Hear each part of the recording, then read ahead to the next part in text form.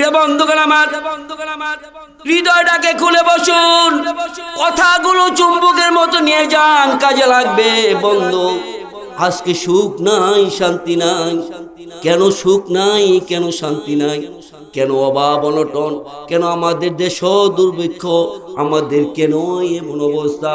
একটি কারণ, আমরা যাদেরকে সংসদে পাঠাই রে বন্ধু, তারা কেবল নিজের পকেট গরম করে। ও বন্ধু আমার, আজকে কেন আমাদের মাথার উপরে এত ঋণ? একটি মন্ত্রী, একটি এমপির কত টাকা লাগে, কত বাড়ি লাগে, কত গাড়ি লাগে? একটি মন্ত্রী এমপির এত টাকা কি প্রয়োজন? আমাদের এই দেশের শিক্ষা ব্যবস্থাকে চূর্ণ বিচূর্ণ করে দিয়েছে। আমাদের দেশের ধন সম্পদ গুলাকে লুটে পুটে বিদেশ নিয়ে গেল, ঠিক কিনা বলেন শুনি? জবরদখল করেছে, যত অন্যায় অপরাধ সবগুলা করেছে। আমরা চাই আগামী নির্বাচনে এমন মানুষকে আমরা সংসদে পাঠাবো, যে সমস্ত মানুষগুলো কোরআন দিয়ে আমাদের দেশটাকে জ্বালাইতে পারে, ঠিক কিনা? এমন মানুষ চাই যে মানুষ আমাদেরকে সাহায্য করবে, আমাদের পকেট থেকে চুষে চুষে টাকাগুলো নেবে না, ঠিক কিনা বলেন শুনি? রাজি আছেন নাকি? প্রিয় বন্ধুগণ আমার, আল্লাহ রাব্বুল আলামিন কোরআনুল কারীম দিয়েছেন শুধু পড়ার জন্য, সওয়াবের জন্য নয়। কোরআন দিয়েছেন, এটা হলো ক্যাটালগ, এটা হলো ক্যাটালগ, আমাদের আয়না স্বরূপ। আমরা কোন পথে যাব, কোন কথা বলবো, কিভাবে চলবো, কিভাবে চললে পরে আল্লাহর দিদার লাভ করব, কিভাবে চললে পরে আমরা জান্নাতের মেহমান হতে পারবো, ঠিক কিনা? এই কারণে কোরআন এসেছে বন্ধুরা আমার, প্রিয় ভাইরা আমার। একটি দল আছে কোরআনের পক্ষে, আর একটি দল আছে কোরআনের কথা বলেন না কেন? একটি দল হলো ডান পক্ষ, আর একটি দল হলো বন্ধুরা কোন পক্ষ? জোরে বলেন, কোন পক্ষ? বাম পক্ষ। কোনদিন আল্লাহর জান্নাত যাওয়ার কথা, জান্নাতের গন্ধ তাদের নাকের ডগায় লাগবে না। আরো বলে আমরা বামপন্থী, বলে কি বলে না? গর্ব করে বলে আমরা কি পন্থী? তারা বামপন্থী। সূরা বালাদে আল্লাহ রাব্বুল আলামিন বামপন্থীদের ব্যাপারে বলে দিলেন, ইন্নাল্লাযীনা কাফারু বিআয়াতিনা হুম আসহাবুল মাশআমা আলাইহিম নারুম মুসাদা। আল্লাহ রাব্বুল আলামিন বলেন, বামপন্থীদের একটি কাজ। কি কাজ? তারা আমার এই বিধান কোরআনকে মিথ্যা প্রতিপন্ন করবে, সমাজে কায়েম হতে দিবে না, রাষ্ট্রে কায়েম হতে দিবে না। যারা কায়েম করতে চায় তাদের বিরুদ্ধে চলবে। আর তাদের জন্য আমি কি রেখেছি জানো নাকি? জাহান্নামের আগুন, যে আগুনটা তাদেরকে চতুর্দিক দিয়ে পরিবেষ্টন করে রাখবে। নাউজুবিল্লাহ বলেন। এই জন্য আমরা ডান পন্থে থাকতে চাই, ঠিক কিনা বলেন শুনি? কোরআনের পক্ষে থাকবেন, কোরআনের পক্ষে কথা বলবেন, কোরআনের গান গাইবেন। আল্লাহ রাব্বুল আলামিন আপনাকে ইহকাল এবং পরকালে নাজাত করে দিবেন। সুবহানাল্লাহ, সুবহানাল্লাহ। প্রিয় বন্ধুগণ আমার, আল্লাহ রাব্বুল আলামিন আকাশ তৈরি করলেন, জমি তৈরি করলেন, আমাদের যা যা লাগবে সব আয়োজন করে দিলেন। কে বলেন? অক্সিজেন কে দিতেছেন? কে দিতেছেন? জোরে বলেন না কেন? অক্সিজেন যে কত টাকা, কত দাম! আপনি যদি ঢাকায় একটি ভালো হাসপাতালে ভর্তি হন, আর যদি অক্সিজেন নিতে হয়, তাহলে বুঝতে পারতেন কি পরিমাণ টাকা লাগে যে অক্সিজেন কিনতে, ঠিক কিনা বলেন? কথা কন না কেন?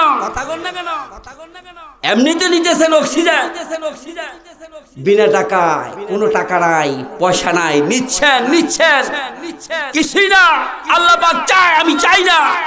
তোমার কাছে আমি কিছুই চাই না, আমি চাই শুধু তোমার আনুগত্য। আমি চাই তুমি আমার দলে চলে আসো। ঠিক কিনা বলেন শুনি? যেটা কথা বলেন না কেন? আল্লাহ রাব্বুল আলামিন মানুষ সৃষ্টি করলেন। মানুষ সৃষ্টি করে তার যত কিছু আয়োজনের প্রয়োজন কে করে দিলেন? জোরে বলেন কে? এই যে অক্সিজেন নিচ্ছেন বন্ধুরা, এটা কত পিওর, কত দামি। আমরা তো বুঝি না, আমরা জানি না। আমাদের জন্য আল্লাহ রাব্বুল আলামিন সব কিছু করে দিয়েছেন। সকাল হলে পরে সূর্য পূর্ব গগনে উদিত হয়, পশ্চিম গগনে অস্তগামী হয়ে যায় রে বন্ধু। দিনের পরে রাত, রাতের পরে দিন, এমনই ভাবে আল্লাহ রাব্বুল আলামিন আমাদের সুখের জন্য, শান্তির জন্য, সুবিধার জন্য আল্লাহ রাব্বুল আলামিন করে থাকেন। ঠিক কিনা বলেন? জোরে বলেন ঠিক কিনা? প্রিয় বন্ধুগণ আমার, আল্লাহ রাব্বুল আলামিন আমাদের জন্য পৃথিবীটাকে ফরজ করে দিয়েছেন। কে ফরজ করে দিয়েছেন? আকাশকে কে সাদ বানিয়েছেন? জোরে বলেন না কেন? আকাশ থেকে সুন্দর করে বন্ধু মৃদু মৃদু বৃষ্টির ব্যবস্থা কে করেন? কোনো বাবাই করে না, কোনো নেতাই করে না, কোনো নেত্রী করে না রে বন্ধু। আমার আপনার চোখে ঘুম কে পরায় দেন? জোরে বলেন কে? আল্লাহ রাব্বুল আলামিন দিনের পরে রাত, রাতের পরে দিন কেন করলেন? দিনকে আল্লাহ রাব্বুল আলামিন করলেন আমাদের জীবিকা উপার্জনের জন্য। আবার রাত্র কেন করলেন? রাত্র আমাদের কি করলেন বন্ধুরা? বিশ্রামের জন্য। ঠিক কিনা বলেন শুনি? আল্লাহ রাব্বুল আলামিন একটু করতে পারতেন 24 ঘন্টায় দিন থাকবে, 12 ঘন্টা কাজ করবা, 12 ঘন্টা ঘুমাইবা। বলুন তো শুনি, দিনের বেলায় ঘুমানো যায় নাকি? দিনের বেলায় ঘুম আরাম পান? আরাম লাগে না। দিনের বেলায় কিন্তু ঘুম আরাম হয় না। এই জন্য আল্লাহ রাব্বুল আলামিন বিশাল প্রদীপ সূর্যটাকে পশ্চিম গগনে ডুবাইয়া তাম পৃথিবীটাকে অন্ধকার করে দিয়ে আমাদের জন্য ঘুমের ব্যবস্থা করে দিয়েছেন। সুবহানাল্লাহ। কে করে দিয়েছেন বলেন শুনি? কে? আল্লাহ। শুনেন, এমনও মানুষ আছে চোখে ঘুম হয় না, কত ট্যাবলেট, কত বড়ি, এমনকি ইন্ডিয়া, সিঙ্গাপুর পর্যন্ত যাওয়া লাগে। আর আপনার আমার বালিশে মাথা লাগাতে দেরি, চোখে ঘুম আসতে। সুবহানাল্লাহ। কোন কি ঘুম নিয়ামত! যার ঘুম হয় না সে অনুধাবন করতে পারে ঘুম যে কত বড় নিয়ামত। যার চোখে ঘুম নেই, 2-1 রাত সজাগ থেকে দেখবেন পাগলের মতো অবস্থা হয়ে যায় মানুষের। ঘুম যে কত একটা প্রয়োজনীয় নিয়ামত। আল্লাহ রাব্বুল আলামিন আমাদের চোখে ঘুম ঢেলে দিলেন, আরামের বাহন করে দিলেন। আল্লাহ পাক বলেন, আলাম নাজআল লাহু আইনাইনি ওয়া লিসানান ওয়া শাফাতাইন ওয়া হাদাইনাহুন নাজদাইন। সুবহানাল্লাহ। আল্লাহ পাক বলেন, আমি কি তোমাদেরকে দুটো চোখ দিই নাই? আমি কি তোমাদেরকে দুটো ঠোঁট দেই নাই? আমি কি তোমাদের জিহ্বা দেই নাই? প্রিয় বন্ধুগণ আমার, জিহ্বা যে কত স্বাদ, কত স্বাদ, কত রকমের স্বাদ আছে কিনা বলেন শুনি?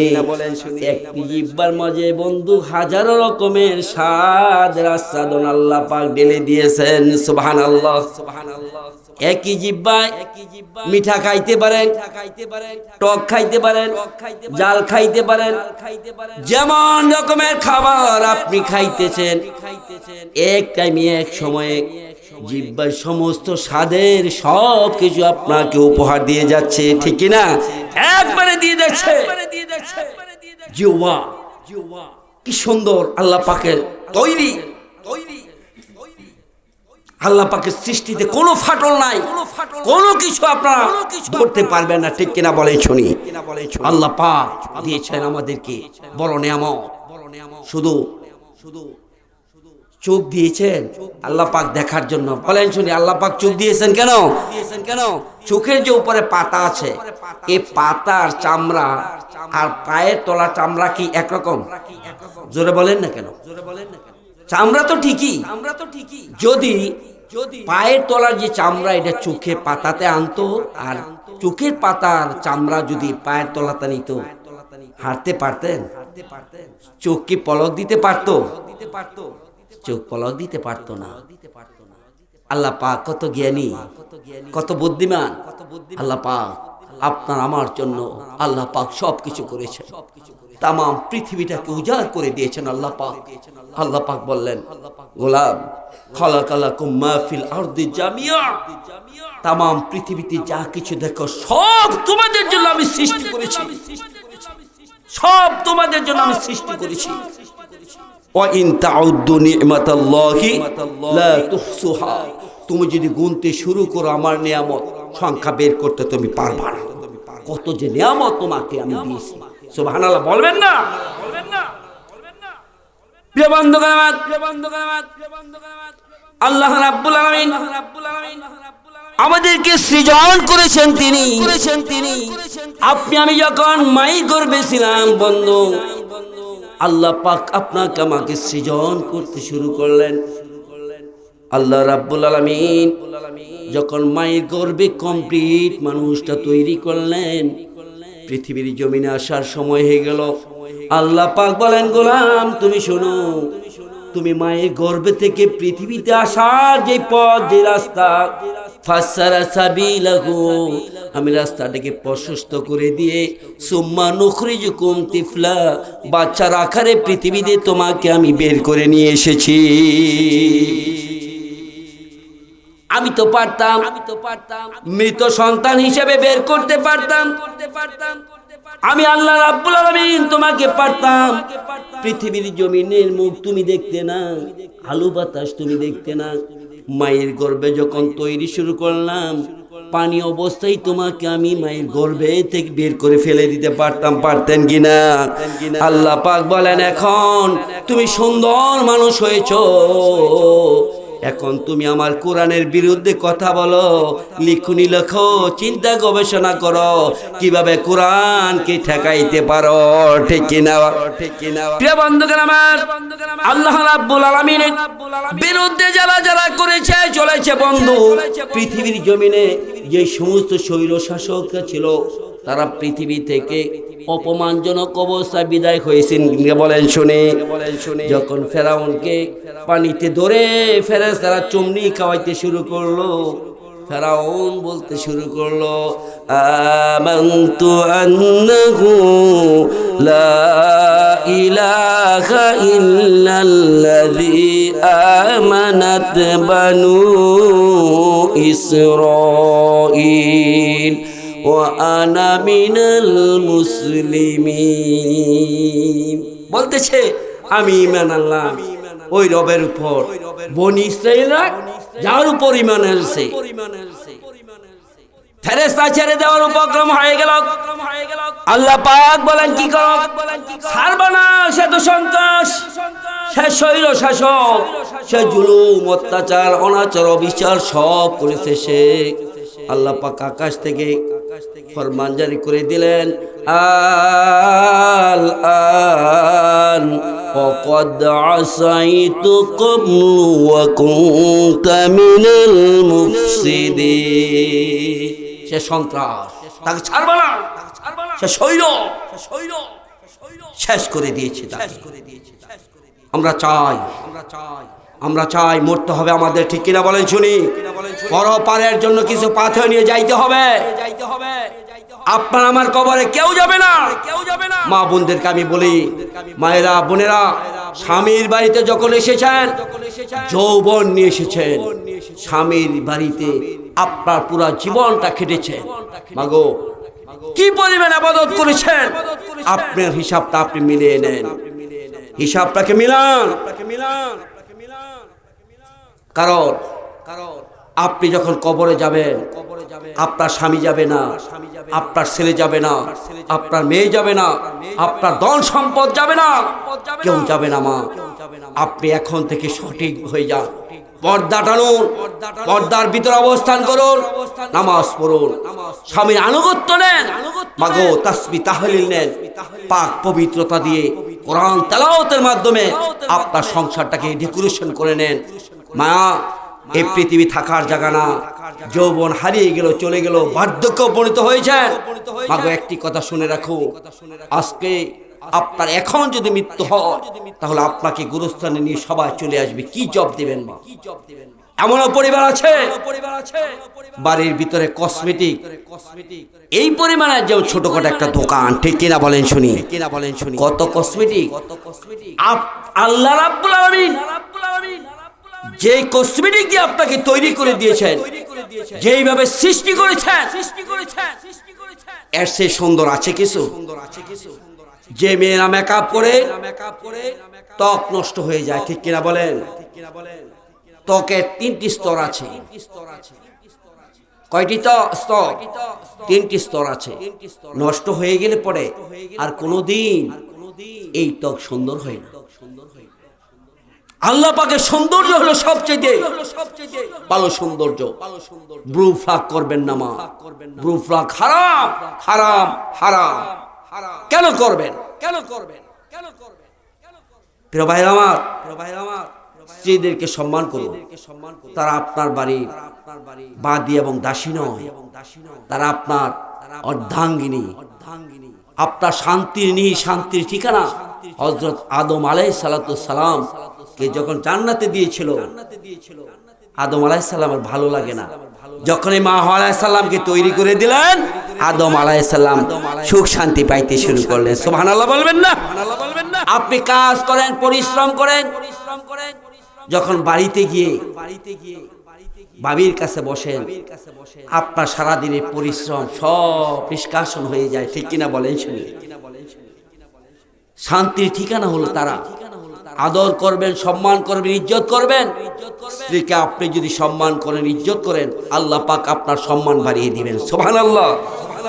আপনার প্রত্যেকটা লোকমা একটা করে সওয়াব পাচ্ছেন। আপনার স্ত্রীকে যে আপনার কাপড় কিনে দিতেছেন, প্রত্যেক টাকায় সদকা নাকি পাচ্ছেন আপনি। কিন্তু দেখা গেল বহু স্বামী আছে, স্ত্রীর প্রয়োজন মিটায় না। শীত আসলো যদি বলে আমার জন্য একটা জিনিস নিয়ে আসে, আনতে চায় না, ভালো একটা কাপড় জামা দিতে চায় না, তার প্রয়োজন মিটাইতে চায় না, তার সাথে দুর্ব্যবহার করে। সাবধান, দুর্ব্যবহার করবেন না। আপনার অনেক দায়িত্ব আছে স্ত্রীর প্রতি। আপনি তাকে নিয়ে সবর করেন, তাকে নিয়ে আপনি ঘুরতে যান, তাকে নিয়ে বেড়াতে যান, তাকে একটা ভালো কিছু উপহার দেন, আপনার ঘর সুখ শান্তি ভরে দিবেন, ঠিক কিনা বলেন শুনি? বহু যুবক আছে স্ত্রীর প্রয়োজন মিটাইতে চায় না, কিন্তু ঠিকই মিটায় অন্য জায়গায়। এমন আছে কিনা? ওই টাকা যখন নষ্ট করে আসে পাপ, আর স্ত্রীর পিছনে টাকা ভাঙলে আসে কি? জোরে বলেন কি? সম্মান দিবেন, ইজ্জত দিবেন স্ত্রীকে। এই পৃথিবীর জমিনে যত সম্পদ, সবচাইতে দামি সম্পদ হলো নেককারীর স্ত্রী। আদ-দুনিয়া কুল্লুহা মাতাউন, আল খায়রুল মাতাউদ দুনিয়া ইমরাতুস সালিহা। নবীজি বললেন, পৃথিবীর জমিনে যত সম্পদ আছে, সবচাইতে দামি সম্পদ হলো যার করে একটা নেককারীর স্ত্রী আছে। যে স্ত্রী নামাজ পড়বে, তাহাজ্জুদ পড়বে, তাসবিহ তাহলিল পড়বে, যে স্ত্রী স্বামীর আনুগত্য করবে। আপনি যদি গিয়ে দেখেন আপনার স্ত্রী কোরআন তেলাওয়াত করতেছে, হাট বাজার থেকে এসে দেখেন কোরআন তেলাওয়াত করতেছে, আপনার মনটা কি ভালো লাগবে? নিয়ে বলেন তো শুনি। আমাদের ব্যর্থ আমরা যারা পুরুষ,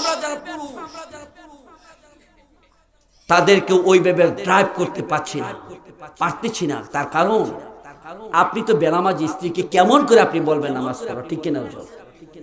আপনি তো বেনামাজি, আপনি স্ত্রীকে তো বলতে পারেন না। আপনি ঘরে এনে দিয়েছেন টেলিভিশন, আপনার স্ত্রী কি করে কোরআন তেলাওয়াত করবে? আপনার স্ত্রীকে যদি আপনি পর্দার ভিতরে না রাখেন, আপনি হবেন দায়ুস, আর দায়ুসের কোন ইবাদত আল্লাহ পাক কবুল করবে না। আপনার আমার দায়িত্ব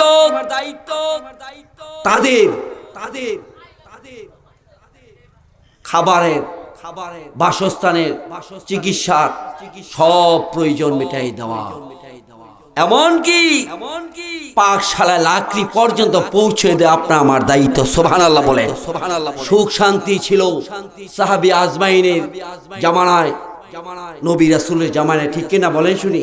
বিশ্বনবী জনাবে মুহাম্মদ রাসূলুল্লাহ সাল্লাল্লাহু আলাইহি সাল্লাম যুদ্ধ থেকে আসলেন,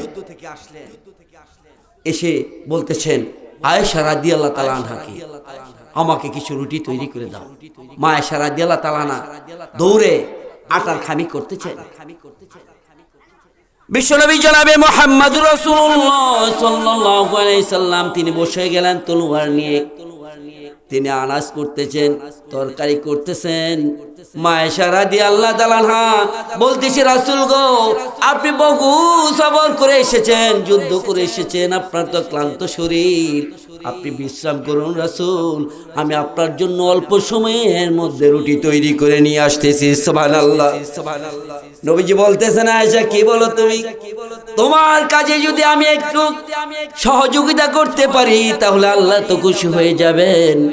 নবীজি বললেন, যখন স্ত্রী স্বামীর দিকে তাকায়, স্বামী স্ত্রীর দিকে তাকায়, তাদেরই করুণ চাহনিতে আল্লাহ রাব্বুল আলামিন একটা সদগার সওয়াব দিয়ে দেন। সুখ শান্তি আজকে করে নাই, তার কারণ হলো ঘরে ইসলাম নাই। ঠিক কেলা বলেন শুনি? ঘরে ইসলাম না থাকার কারণে ঘরে সুখ নাই, শান্তি নাই। এই জন্য ঘরের ভিতরে ইসলামকে ঢুকান, কোরআন তেলাওয়াত করুন, জিকির আজকার করুন, তাসবিহ তাহলিল করুন, আপনার ঘর হবে স্বর্ণালী ঘর। বন্ধুরা আমার, আগেকার জামানায় মা বোনেরা কোরআন তেলাওয়াত করে, নামাজ পড়ে, কোরআন তেলাওয়াত করে তারপর খাবার ঘরে যাইতো, ঠিক কিনা? পাক ঘরে যাইতো, অল্প কিছুতে আল্লাহ রাব্বুল আলামিন বরকত দিয়ে ভরে দিতেন। ঠিক কিনা বলেন শুনি? প্রিয় বন্ধুগণ আমার, এখন তো এটা হয় না। নামাজ নাই, কোরআন তেলাওয়াত নাই, ঘরে সুখ নাই, শান্তি নাই, বরকত নাই। কোথায় হারিয়ে গেল আমাদের সেই যুগ? কবে আসবে? প্রত্যেকের ঘরে ঘরে কোরআন তেলাওয়াতের শব্দ শোনা যাবে। কোরআন তেলাওয়াতের শব্দ কোন দিন শুনবো? সব ঘরে কোরআন তেলাওয়াত শুরু হয়ে গেল।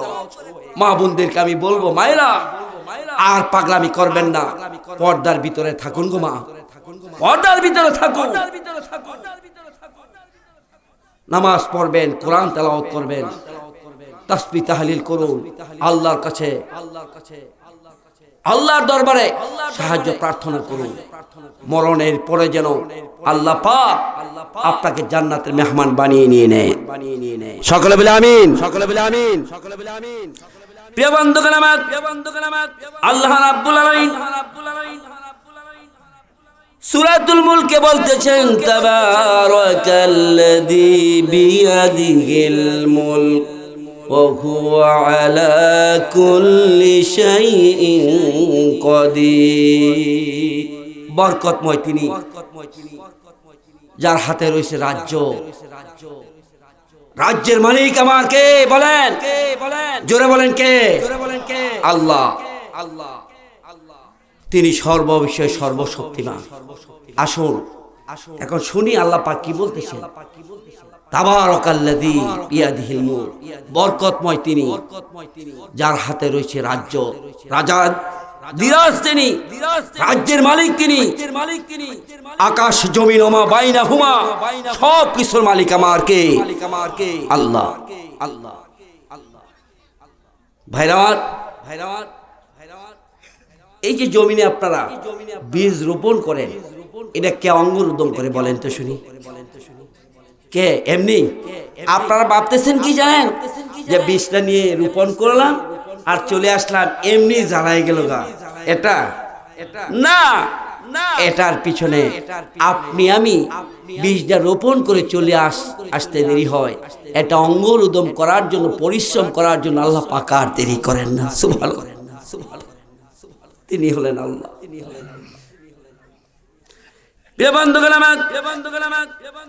আল্লাহ রাব্বুল আলামিন এই পৃথিবীর জমিনে যা কিছু দেখেন, সব কিছু সৃজনকারী আমার আল্লাহ। আল্লাহ রাব্বুল আলামিন আপনার আমার জন্য পৃথিবীর জমিনের সব কিছু সৃজন করে দিয়েছেন। আল্লাহ পাক বলেন, ইন্না ফি খালকিস সামাওয়াতি ওয়াল আরদি ওয়া ইখতিলাফিল লাইলি ওয়ান নাহার والفلك التي تجري في البحر بما ينفع الناس وما أنزل الله من السماء من ماء فأحيا به الأرض بعد موتها وبث فيها من كل دابة وتصريف الرياح والسحاب المسخر بين السماء والأرض لآيات لقوم يعقلون الله أكبر আল্লাহ পাক বলেন নিশ্চয় আকাশ এবং জমির সৃষ্টিতে রাত এবং দিনের আবর্তনে এক দেশ থেকে আরেক দেশে স্টিমার লঞ্চগুলো যে মানুষের ধন সম্পদ নিয়ে আসা যাওয়া করে এবং আকাশ থেকে মেঘমালা বৃষ্টি বর্ষণ করে মৃত জমিনটাকে সজীব করা হয়।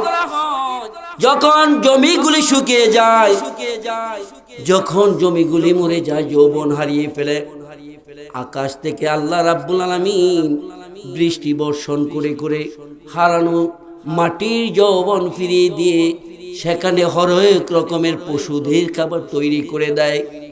আল্লাহ পাক বলেন, তারপরে আকাশের নিচে বাতাসের মাধ্যমে মেঘমালাগুলোকে টেনে টেনে এক দেশ থেকে অন্য দেশে নিয়ে যাওয়া হয়, ঋতুর পরিবর্তন ঘটানো হয়।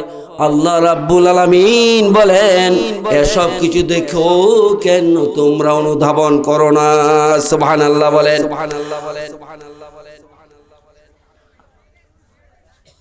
আল্লাহ রাব্বুল আলামিন বলতেছেন, শোনো তোমরা, আমি কি না করেছি তোমাদের জন্য পৃথিবীর জমিনে। প্রিয় বন্ধুগণ আমার, আমাদের এই নদী নালা খাল বিলের পানিগুলা যখন সাগরে চলে যায়, বলুন তো শোনো, সাগরের পানি নোনা না মিঠা? সাগরের পানি কেমন? জোরে বলেন কেমন? কেন নোনা আপনারা জানেন? গার্মেন্টস মিল ফ্যাক্টরির যে পানিগুলো, বর্জ্যগুলো যখন যায়, এই নোনা পানিগুলোর সাথে যখন এই পানিগুলো একত্রিত হয়ে যায়, এই পানিগুলোকে এমন ভাবে পরিশোধন করে ফেলা হয়। সুবহানাল্লাহ, সুবহানাল্লাহ। এই নোনা পানিগুলোকে বাতাসের মাধ্যমে উঠানো হয়, উঠিয়ে আল্লাহ রাব্বুল আলামিন পানিগুলোকে মিঠা পানিতে পরিণত করেন। তারপর পৃথিবী জুড়ে বিচরণ করানো হয়, বাতাসে টেনে টেনে ঘুরে ঘুরে নিয়ে ঘুরে। তারপর যেখানে পানির প্রয়োজন সেখানে পানিগুলোকে আল্লাহ রাব্বুল আলামিন ঢেলে দেন। সুবহানাল্লাহ, সুবহানাল্লাহ। এই জন্য বন্ধুরা আমার, এই পৃথিবীর জমিনে আল্লাহ রাব্বুল আলামিন ধন দিয়েছেন, সম্পদ দিয়েছেন, মান সম্মান ইজ্জত দিয়েছেন। বন্ধুরা, ধন সম্পদ নিয়ে পৃথিবীর জমিনে কেউ চিরদিন থাকে না, ঠিক কিনা বলেন শুনি? ধন, এই পৃথিবীর জমিনে ধন সম্পদ অনেক মানুষের ছিল, কিন্তু যারা আল্লাহর জন্য, আল্লাহর পথে, আল্লাহর কোরআনের জন্য ব্যয় করে নাই, এমন বহু মানুষ আছে পৃথিবীর জমিন থেকে বেইজ্জত হয়ে বিদায় হয়েছেন, ঠিক কিনা বলেন? এই যে মাটিতে বসলেন, মাটিটা কে দান করলো বলেন শুনি? প্রিয় ভাইরা আমার, মাটি যদি আপনাকে আমার কেমন ভাবে পায়ে ধরে দেয়, তাহলে আমরা হাঁটতে পারবো না। আছে না নাকি? একজনকে ধরছিল মাটি, তার নাম কি জানেননি? কি নাম? জানেন না? কারণকে ধরেছিল মাটি, এখনো কারণ মাটির ভিতরে ডাব দিয়েছে। মাটি ধরেছিল, কিন্তু মাটি ফরজ করে দিয়েছেন কে বলেন শুনি? জোরে বলেন কে? আমার আল্লাহ। প্রিয় বন্ধুগণ আমার, ইসলামের জন্য, কোরআনের জন্য সাহাবী আজমাইন কেরাম তাদের ধন সম্পদ অকাতরে বিলীন করে দিয়েছেন কিনা বলেন? অকাতরে বিলীন করে দিয়েছেন। তাবুক যুদ্ধের সময় হয়ে গেল, বিশ্বনবী জনাবে মুহাম্মদ রাসূলুল্লাহ সাল্লাল্লাহু আলাইহি সাল্লাম সাহাবাদেরকে বললেন, সাহাবারা যুদ্ধে যাইতে হবে, কার কি আছে সবাই কিন্তু এখানে এনে হাজির করো। একজন সাহাবী এমন ভাবে দান করতে শুরু করলো, হযরত আবু বকর রাদিয়াল্লাহু তাআলা আনহু একটি পিরালের কিনারে দাঁড়িয়ে আছেন। নবীজি বললেন, সবাইকে দেখি, আমি আবু বকরকে দেখি না কেন? হযরত আবু বকর রাদিয়াল্লাহু তাআলা আনহু একটি থলে এনে রাসূলের সামনে রাখলেন। রাসূল, আমার বাড়িতে যা ছিল আমি তা নিয়ে এসেছি। নবীজি বললেন, আবু বকর আপনি কি এনেছেন আর বাড়িতে কি রাখলেন? বলতেছেন, রাসূল গো, আমার যা জাগতিক সম্পদ ছিল গো রাসূল, ইসলামের জন্য আমি নিয়ে এসেছি। এ রাসূল, আমি বাড়িতে শুধু রেখে এসেছি আমার আল্লাহ এবং আমার রাসূলকে। সুবহানাল্লাহ বলে, সুবহানাল্লাহ বলে। প্রিয় বন্ধুগণ আমার, যুগে যুগে এমনই ভাবে আল্লাহর দ্বীন প্রতিষ্ঠার জন্য, আল্লাহর জন্য, রাসূলের জন্য, কোরআনের জন্য দান করেছেন, কুরবান করেছেন ধন সম্পদ। নবীজি বললেন, যে ব্যক্তি আল্লাহর পথে দান করে এমন সময় যদি তার বিপদ মুসিবত আগমন করতে থাকে, ওই দানটা একটা এমন ভাবে দেওয়াল হয়ে যাবে, প্রাচীর হয়ে যাবে, তার বিপদগুলোকে আল্লাহ রাব্বুল আলামিন দূরীভূত করে দিবে। দান করিলে বন্ধুরা, দানে ধন কমে না, দান করলে ধন বাড়ে না কমে? বলেন শুনি, দান করলে ধন বাড়ে না কমে? দান করিলে বন্ধুরা ধন বাড়ে, ধন কমে না। অনেক মানুষ আছে কৃপণ, দান করতেন, জোরে বলেন কি, দান করতেন চায় না। অনেক কৃপণ মানুষ আছে, এমনটি করবেন না। দান আপনার সাধ্য অনুযায়ী দান করবেন। আমি মাহফিলের জন্য অল্প কিছু কালেকশন করবো, বেশি নয়, অল্প সময়। আরো যিনি তাফসীর করবেন হযরত মাওলানা মোতালেব হোসেন বরকতি হুজুর আছেন, তিনি আলোচনা করবেন। আমি অল্প সময় আপনাদেরকে বিরক্ত করব। ভাইরা, এই ওয়াজ মাহফিলের জন্য আমরা কি কিছু দান করতে রাজি আছি কিনা বলেন শুনি? এক কামাল শুনবেন না, রাজি আছি তো? আমি চাই 10,000 টাকার একটা লোক